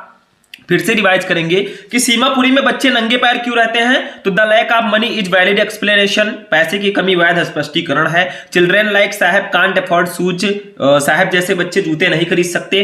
व्हेन साहब गेट्स ये pairs of shoes, he bears, जब साहब को एक जोड़ी जूते मिलते हैं वो पहन लेता है। One explanation is that it has become a tradition for them to stay barefoot, और एक स्पष्टीकरण ये भी है कि नंगे पैर रहना उनके लिए एक परंपरा बन गई है। बट लेकिन द राइटर डाउट्स इट, लेकिन लेखक इस पर संदेह करता है। ठीक है, बस हो गया फर्स्ट क्वेश्चन। ठीक है, चलिए नेक्स्ट क्वेश्चन देखते हैं। अब देखिए नेक्स्ट क्वेश्चन मैंने जो लिया है ये हमारे द रैट ट्रैप चैप्टर का क्वेश्चन है, ये भी शॉर्ट आंसर टाइप क्वेश्चन है। देखो, why did the peddler considered the world as a rat trap, यानी कि व्हाई, क्यों, डिड द पेडलर, चूहे बेचने वाला, यानी कि पेडलर का मतलब होता है फेरी वाला। ठीक है, कंसाइडर, उसने समझा द वर्ल्ड, इस विश्व को, एज ए रैट ट्रैप, एक चूहेदानी। तो फेरी वाले ने संसार को चूहेदानी क्यों समझा? देखो, द पेडलर, चूहेदानी, जो पेडलर है फेरी वाला है, कंसाइडर्ड, उसने समझा द होल वर्ल्ड, पूरे संसार को, as a big rat trap, एक चूहेदानी। तो फेरी वाले ने पूरे संसार को एक चूहेदानी वो समझता था। ठीक है, क्योंकि इट्स सोल, इसका जो उद्देश्य है, इस सोल पर्पस, इसका एकमात्र उद्देश्य, बीइंग टू सेट बेड्स, यानी कि लोगों के लिए चारा तैयार करना था, फॉर पीपल, लोगों के लिए। तो उसका मानना था कि इस संसार का जो मेन उद्देश्य है, इस its sole purpose being to set baits for people, उसका मानना था कि इस संसार का एकमात्र उद्देश्य लोगों के लिए चारा तैयार करना था। जैसे जब चूहेदानी में चूहे को पकड़ना होता है तो उस चूहेदानी में चारा रख देते हैं, कुछ भी रख देते हैं, ताकि चूहा जो है लालच के कारण अंदर जाएगा और वो उसमें फंस जाएगा। ठीक है, तो यही कहना है इसका कि जो ये संसार है ना, ये लोगों के लिए चारा तैयार करता है ताकि लोग उसके लिए जाएं और फंस जाएं। द जॉयज, जॉयज का मतलब क्या है, जो खुशियां हैं, ठीक है। एंड रिचेज और जो दौलत है ऑफ दिस वर्ल्ड, इस संसार की, आर नथिंग वो कुछ नहीं है, बट टेम्पटिंग बैड्स, सिर्फ लुभावने प्रलोभन है। एंड और एनीवन जो कोई भी, हु इज टेम्पटेड जो इससे लुभाया जाता है, मतलब लालच करता है जो, बाय देम इनके द्वारा, वाज कैप्चर्ड वो पकड़ लिया जाता है, बाय द राइट ट्रैप चूहेदानी के द्वारा, व्हिच जो कंप्लीटली पूरी तरह से क्लोज्ड इन बंद हो जाती है, ऑन हिम उस पर, ठीक है। तो इनका कहना है कि इस दुनिया की जो खुशियां और दौलत है वो लुभावने प्रलोभनों के अलावा कुछ नहीं है, मतलब लालच के अलावा कुछ नहीं है, ठीक है। और जो भी इससे लुभाया जाता है उसे चूहेदानी में पकड़ लिया जाता है और पूरी तरह से उसे बंद कर दिया जाता है, ठीक है। मतलब कहना है इनका, जैसे चूहेदानी में चूहा जाता है तो लालच के कारण वो जाता है, जैसे ही वो चारे को खाने का प्रयास करता है उसको बंद कर दिया जाता है, वैसे ही इन्होंने हमारी तुलना चूहे से और इस संसार की तुलना चूहेदानी से की है, ठीक है। एक बार फिर से हम लोग इसको देखेंगे। देखो हो गया हमारा क्वेश्चन है कि why did the peddler consider the world as a rat trap, यानी कि फेरी वाले ने संसार को चूहेदानी क्यों समझा। तो the peddler consider the world as a big rat trap, यानी कि फेरी वाले पूरी दुनिया को एक बड़ा चूहेदानी समझता था। Its sole purpose being to set baits for people, क्योंकि इसका एकमात्र उद्देश्य लोगों के लिए चारा तैयार करना था। The joys and riches of this world are nothing but tempting baits, इस दुनिया में जो खुशियां और दौलत हैं वो लुभावने प्रलोभनों के अलावा और कुछ नहीं है। And anyone who is tempted bye them, और जो कोई भी इसके द्वारा लुभाया जाता है, was captured by the rat trap, वो चूहेदानी के द्वारा पकड़ लिया जाता है, which completely closed in on him, और वो पूरी तरह से बंद हो जाता है, उसको बंद कर दिया जाता है, ठीक है। बस हो गया, ये आपका शॉर्ट आंसर टाइप क्वेश्चन था। अब हम लोग चलेंगे प्रोज के लॉन्ग क्वेश्चन पे, 2 शॉर्ट 1 लॉन्ग हम पढ़ेंगे जैसे हमारे बोर्ड एग्जाम में क्वेश्चन आता है, लेकिन इतने से कुछ नहीं होगा, और भी क्लासेस मैंने आपको दी है उसको भी आप लोग जाकर देख लीजिएगा, ठीक है। नेक्स्ट क्वेश्चन जो है लॉन्ग क्वेश्चन होगा, 7 नंबर का ये आता है, तो ये थोड़ा लॉन्ग आपको लिखना होगा, लगभग 80 शब्दों में, ठीक है। देखिए क्वेश्चन क्या है, describe the life of rag pickers in Seemapuri, second chapter lost spring का ही क्वेश्चन है। Describe the life of rag pickers in Seemapuri, Seemapuri में कूड़ा बीनने वाले लोगों की जीवन का वर्णन करो, ठीक है। देखो सीमापुरी इज ये सेटलमेंट, सीमापुरी इज है ये सेटलमेंट्स, एक बस्ती जिसको बोलते हैं। आप मोर देन 10,000 रैग पिकर्स, यानी कि 10,000 से भी ज्यादा कूड़ा बीनने वाले लोगों का, तो सीमापुरी 10,000 से अधिक कूड़ा बीनने वाले लोगों की बस्ती है, ठीक है। इसमें ज्यादातर कूड़ा बीनने वाले लोग रहते हैं। इट इज ए प्लेस, ये एक स्थान है, ऑन द पेरीफेरी, यानी कि पेरीफेरी का मतलब क्या होता है, सीमा पर, ठीक है। आप दिल्ली के, तो ये दिल्ली के सीमा ये दिल्ली की सीमा पर स्थित एक स्थान है। Those who live here are squatters, those वे हु लिव हियर जो यहाँ रहते हैं आर स्क्वेटर्स, वो अवैध निवासी हैं। हु जो केम आए हैं फ्रॉम बांग्लादेश से इन 1971 में, और जो लोग यहाँ रहते हैं वो बांग्लादेश से 1971 में आए अवैध निवासी है, ठीक है। Rag pickers live in structure of mud, rag pickers कूड़ा बीनने वाले लोग लिव रहते हैं इन स्ट्रक्चर, यानी कि संरचना में आप मड, मिट्टी के बने, मतलब रैग पिकर जो कूड़ा बीनने वाले लोग हैं वो मिट्टी से बने घरों में रहते हैं। They have roofs of tin and tarpaulin, they have roofs उनके पास छतें हैं, ऑफ टिन टीने की, एंड टारपोलिन और टारपोलिन जो होता है, ठीक है, उसकी, तो उनके पास टीने और टारपोलिन की छतें हैं, जो तिरपाल होते हैं, ठीक है, जो पल्लियां होती हैं उसी की छतों को वो बनाए हैं, मतलब पक्का छत नहीं है। देयर इज नो सीवेज, यहाँ कोई सीवेज नहीं है। सीवेज का मतलब वाहिद मल जो होता है, जो बेस्ट जल होता है वो निकलने का स्थान नहीं है, ठीक है। ड्रेनेज आर रनिंग वाटर, यानी कि यहाँ पे कोई सीवेज नहीं है। ड्रेनेज आर रनिंग वाटर, जल निकासी और बहता पानी भी, यहाँ पे बहते पानी को जाने के लिए कोई भी सुविधा नहीं है। They live here without an identity, they live here वो यहाँ रहते हैं विदाउट बिना एन आइडेंटिटी बिना किसी पहचान के, एंड और विदाउट परमिट्स बिना परमिट के, ठीक है, बिना आदेश के, तो वे यहां बिना किसी पहचान और बिना किसी परमिट के रहते हैं। Food is more important for them, भोजन उनके लिए सबसे ज्यादा महत्वपूर्ण है, देन देयर आइडेंटिटी, उनकी पहचान से, तो भोजन उनके लिए उनके पहचान से ज्यादा महत्वपूर्ण है। भैया भोजन नहीं मिलेगा, पहचान बनाकर क्या करोगे, ठीक है। चिल्ड्रेन बच्चे ग्रो अप टू बिकम, वो बड़े होते हैं, ग्रो अप मतलब बड़ा होना, टू बिकम वो बनते हैं पार्टनर्स, भागीदारी इन सर्वाइवल, जीविकोपार्जन में। तो जो यहाँ के बच्चे बड़े होते हैं छोटे छोटे, वो भी अपने माता पिता के साथ वही काम करना शुरू कर देते हैं, कूड़ा बीनने का, क्योंकि उनको पेट पालना है अपना, ठीक है। कोई माता पिता नहीं चाहता कि उसके बच्चे कूड़ा करकट बीने या कुछ भी करे, लेकिन मजबूरी और गरीबी सब कुछ करा देती है। An army of bear foot, नंगे पैरों की एक सेना चिल्ड्रेन जो बच्चों की होती है अपीयर्स दिखाई पड़ती है इन द मॉर्निंग सुबह विथ देयर प्लास्टिक बैग्स अपने प्लास्टिक बैग्स के साथ ऑन देयर शोल्डर अपने कंधों पर। ठीक है, तो क्या होता है कि सुबह सुबह अगर आप देखेंगे वहां पे तो सुबह सुबह कंधों पर प्लास्टिक के बैग प्लास्टिक के थैले लटकाए नंगे पांव बच्चों की एक फौज दिखाई देती है। ठीक है, बस इतना आपको लिखना है। तो ये आपका हो जाएगा लॉन्ग क्वेश्चन। एक बार फिर से थोड़ा सा रिवाइज करेंगे। क्वेश्चन था describe the life of rag pickers in Seemapuri, यानी कि सीमापुरी में जो कूड़ा बीनने वाले लोग हैं उनकी जीवन दशा का वर्णन करो। तो Seemapuri is a settlement of more than 10,000 rag pickers, यानी कि सीमापुरी 10,000 से ज्यादा कूड़ा बीनने वालों की एक बस्ती है। It is a place on the periphery of Delhi, या दिल्ली के सीमा पर स्थित एक स्थान है। Those who live here are squatters who came from Bangladesh in 1971, और जो लोग यहां रहते हैं वे 1971 में बांग्लादेश से आए अवैध निवासी हैं। Rag pickers live in structure of mud, कूड़ा बीनने वाले लोग मिट्टी की संरचनाओं में मिट्टी के बने घर में रहते हैं। They have roof of tin and tarpaulin, उनका जो छत है उनकी छतें टिन और तिरपाल की बनी है। There is no sewage drainage or running water, यहां कोई सीवेज जल निकासी या बहता पानी का निकासी नहीं है। They live here without an identity and without permits, वे यहाँ बिना किसी पहचान और बिना किसी परमिट के रहते हैं। Food is more important for them than their identity, भोजन उनके पहचान से ज्यादा महत्वपूर्ण है। ठीक है, मतलब भोजन जो है उनके पहचान से ज्यादा महत्वपूर्ण है। Children grow up to become partner in survival, और जो वहां के बच्चे हैं वो बड़े होकर अस्तित्व में अपने माता पिता के ही भागीदार बनते हैं। An army of barefoot children appears in the morning with their plastic bags on their shoulder, यानी कि सुबह सुबह कंधों पर प्लास्टिक का थैला लटकाए नंगे पांव बच्चों की फौज वहां पे दिखाई देती है। तो ये आपका प्रोज सेक्शन फिनिश होता है। मैंने आपको प्रोज में 2 शॉर्ट 1 लॉन्ग बताए। प्रोज तो हो गया, अब हम लोग चलते हैं पोएट्री पे, फिर उसके बाद में सप्लीमेंट्री को पढ़ेंगे। चलिए पोएट्री को देखते हैं। अब देखिए स्टूडेंट, पोएट्री में जो हमारा क्वेश्चन आता है सबसे पहले स्टैंजा रहेगा, 6 नंबर का स्टैंजा रहेगा, और उसके बाद में 4 नंबर का सेंट्रल आइडिया रहेगा। टोटल 10 नंबर के क्वेश्चंस आते हैं। सेंट्रल आइडिया का तो नंबर फिक्स होता है, पहले इसको हम लोग समझते हैं। इसमें होगा क्या, आपको एक स्टैंजा दे दिया गया यहां से लेकर यहां तक, इसके नीचे क्वेश्चन रहेंगे 3, इसका आंसर दो 6 नंबर ले जाओ। लेकिन इसको समझना होगा, जैसे किस चैप्टर का है देखो, driving from my parents home to Cochin last Friday morning I saw my mother besides me doze open mouth her face ashen like that of a corpse and realise with pain that she was as old as she looked.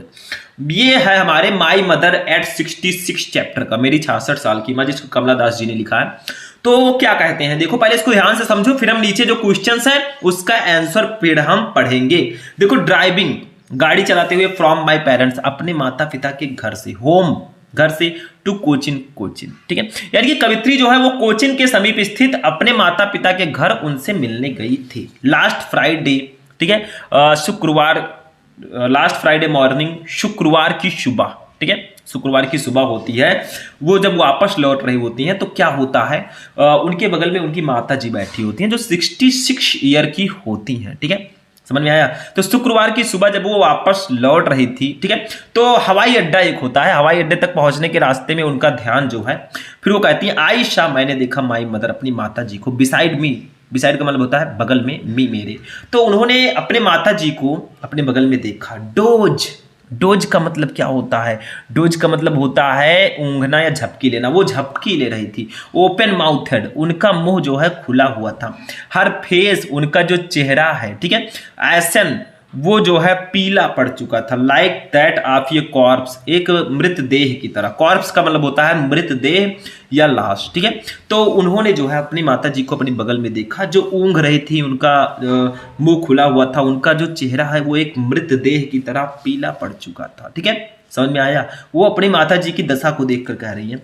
And और realised, उन्होंने महसूस किया, with pain, बहुत ज्यादा दर्द, that जो सी was as old, उन्हें ऐसा लगा कि she was as old as she looked, वो इतनी बूढ़ी हो चुकी हैं जितना वो हुई है। ठीक है, यानी कि क्या होता है देखो, driving from my parents home to Cochin last Friday morning, यानी कि क्या होता है, कवित्री कोचिन के समीप स्थित अपने माता पिता के घर उनसे मिलने गई हुई थी। तो शुक्रवार की सुबह, देखो जब वो गाड़ी चला रही थी तो उनकी माताजी उनके बगल में थी। लास्ट फ्राइडे मॉर्निंग, शुक्रवार की सुबह, वो जो है आई सा माई मदर, मैंने अपनी माताजी को देखा। ठीक है, उनका ध्यान अपनी माताजी पर गया जो उनके बगल में बैठी हुई थी। बिसाइड्स में, उनके बगल में बैठी थी डोज, वो ऊँघ रही थी, उनके जैसे नींद लग रही थी। ओपन माउथेड, उनका मुंह खुला था। हर फेस, उनका चेहरा, ऐसन, ऐसन का मतलब होता है पीला पड़ चुका था। Like that of a corps, एक मृतदेह की तरह, एक लाश की तरह। एंड और रियलाइज विथ पेन, ठीक है, और उन्हें जो है बहुत ज़्यादा दर्द महसूस हुआ, ठीक है। उनका चेहरा देखकर वो ऐसा लग रहा था कि वो निष्प्राण है, उनके अंदर प्राण नहीं है, ठीक है। She was as old as she looked, ठीक है, और उनके चेहरे पर संभवतः अपनी बेटी से अलग होने का कष्ट भी व्यक्त हो रहा था, ठीक है। अब इसके नीचे क्वेश्चन है, देखो। फर्स्ट है, where was the poetess driving to? इसका मतलब क्या होगा? कवित्री कहाँ जा रही थी, बताइए। Where was the poetess driving to? कवित्री कहाँ जा रही थी? तो the poetess was driving to the Cochin airport. कवित्री जो है वो कोचिन एयरपोर्ट पर जा रही थी, कोचिन हवाई अड्डे के लिए गाड़ी चला रही थी, वहीं पे वो जा रही थी, ठीक है। आगे देखिए, Which figure of speech is used in the line her face ashen like that of a corpse?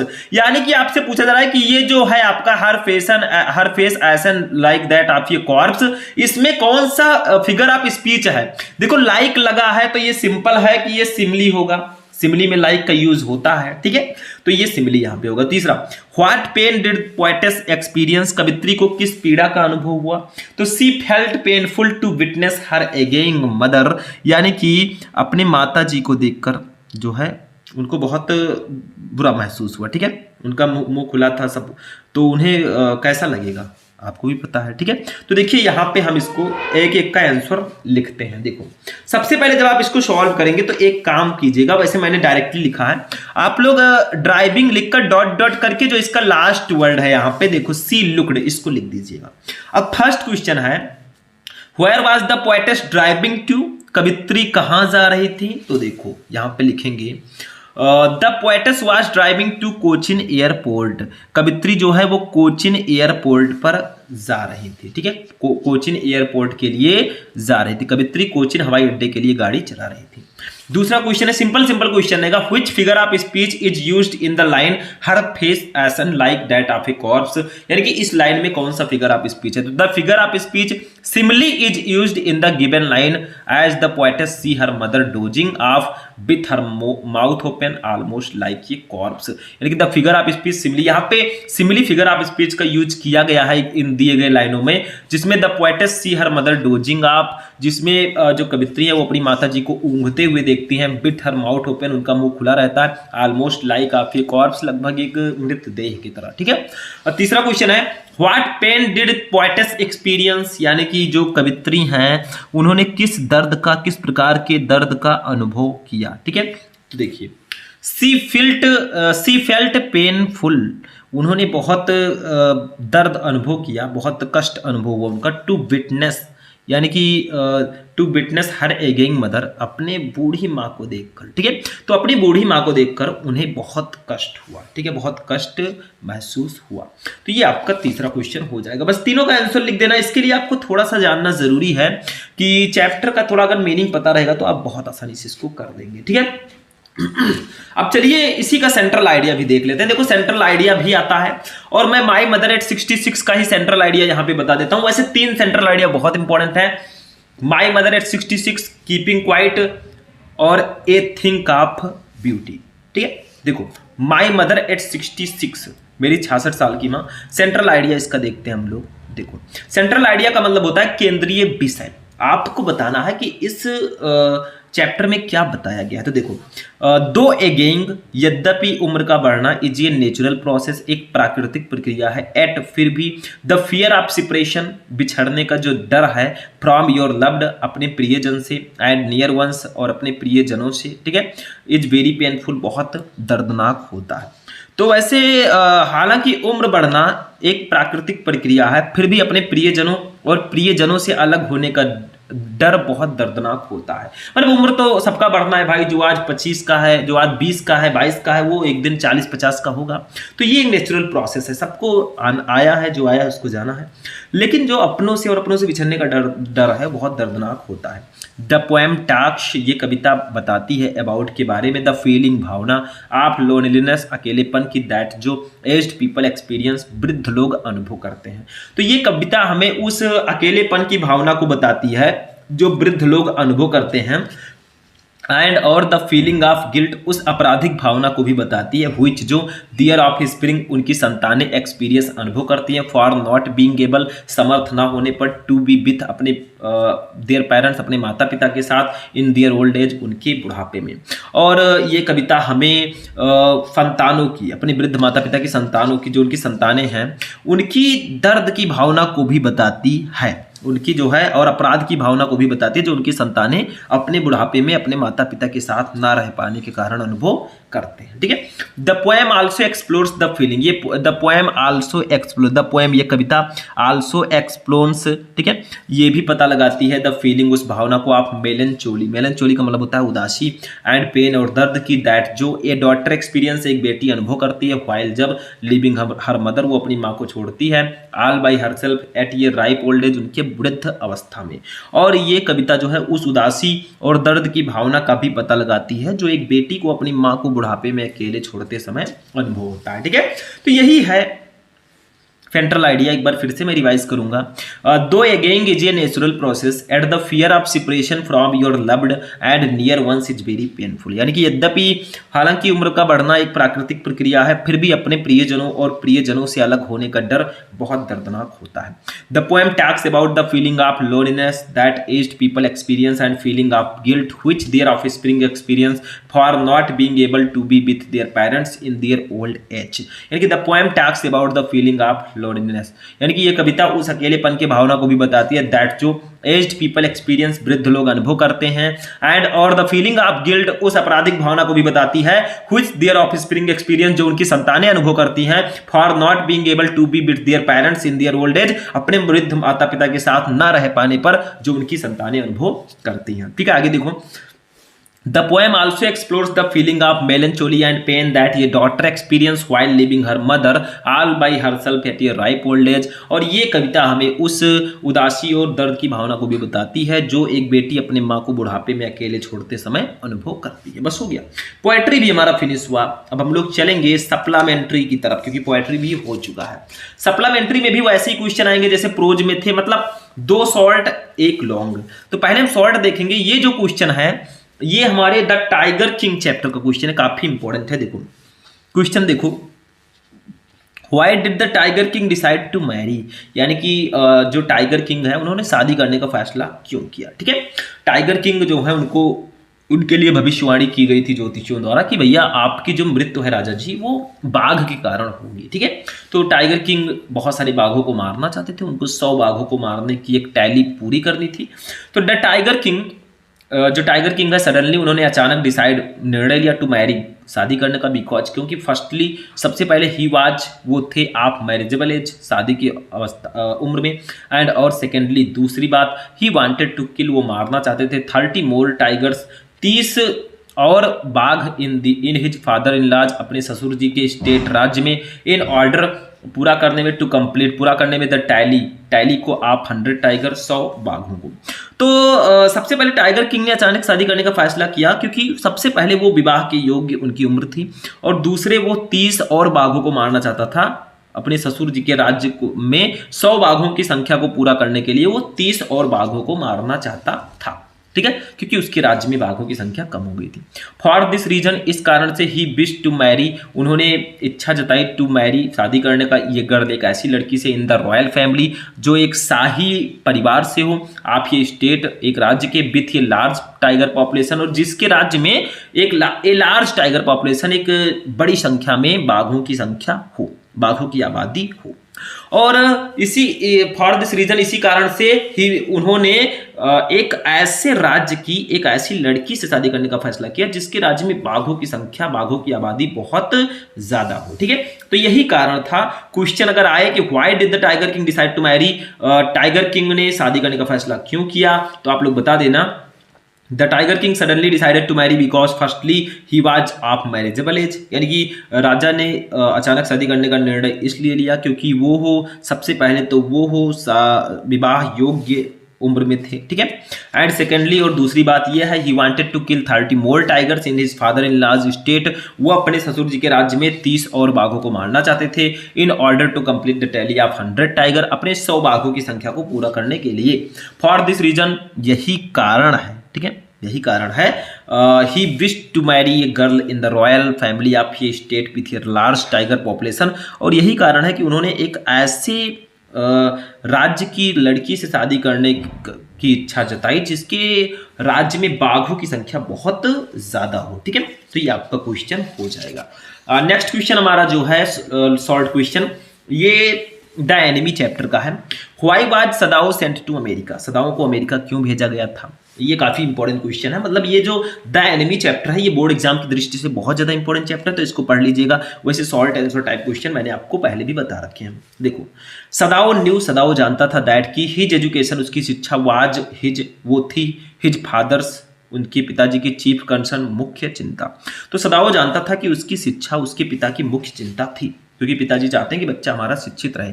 For this reason, इस कारण से, ही हैड बीन सेंट, उसको भेजा गया, एट 22 साल की उम्र में, to America, America, to learn, पढ़ने के लिए, ऑल दैट, वो सब, कुड बी लर्न, सीखने के लिए, आप सर्जरी एंड मेडिसिन, और मेडिसिन के बारे में। ठीक है, तो इस कारण से उन्हें सर्जरी और चिकित्सा के बारे में जो कुछ भी सीखा जा सकता था उसे सीखने के लिए 22 साल की उम्र में अमेरिका भेजा गया।